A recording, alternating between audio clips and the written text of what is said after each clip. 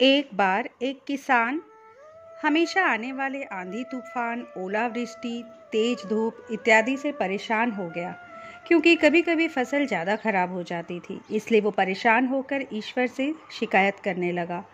किसान बोला, आप तो ईश्वर हैं, लेकिन फसल को कब क्या चाहिए इसकी जानकारी नहीं है। जिसकी ज़रूरत भी नहीं होती है वो आप देते रहते हैं। इसलिए आपसे मैं विनती करता हूँ कि आप मुझे एक मौका दीजिए, मेरे कहे अनुसार मौसम कीजिए, फिर हम सब किसान अन्न के भंडार भर देंगे। ईश्वर मुस्कुराए और बोले, ठीक है, आज से तुम्हारे अनुसार मौसम रखूँगा। किसान खुश हो गया। किसान ने अगली फसल में गेहूं की बुवाई की। उसने जब चाहा तब धूप मिली, उसने जब चाहा पानी मिला। पानी की तो उसने बिल्कुल कमी नहीं आने दी। आंधी, बाढ़ और तेज धूप तो उसने आने ही नहीं दी। समय बीतने पर फसल बड़ी हुई। किसान भी बहुत खुश हुआ कि इस बार शानदार फसल दिख रही है। किसान ने मन ही मन सोचा, ईश्वर को अब पता चलेगा कि अच्छी फसल के लिए क्या क्या जरूरी है। फालतू में ही किसान को परेशान करते रहते हैं।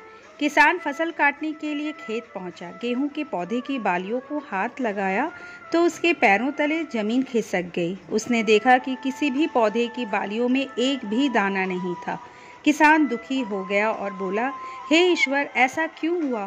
क्योंकि मैंने तो सब कुछ सही किया और सही समय पर किया। इस पर ईश्वर बोले, हे प्रिय किसान, ऐसा तो होना ही था, क्योंकि तुमने इन पौधों को बिल्कुल भी संघर्ष नहीं करने दिया। इन्हें ना तो तेज धूप में तपने दिया, ना ही आंधी का सामना करने दिया। इन्हें किसी भी प्रकार की चुनौतियों का सामना नहीं करने दिया।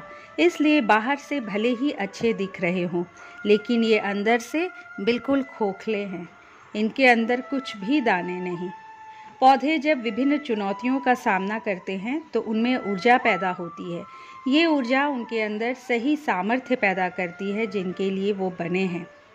दोस्तों, ठीक इसी प्रकार जब तक इंसान संघर्ष से नहीं गुजरता है, वह आदमी खोखला रह जाता है। जीवन की चुनौतियां ही उसके जीवन के लिए उन्नति के नए रास्ते खोल देती है और आदमी को मजबूत और प्रतिभाशाली बनाती है।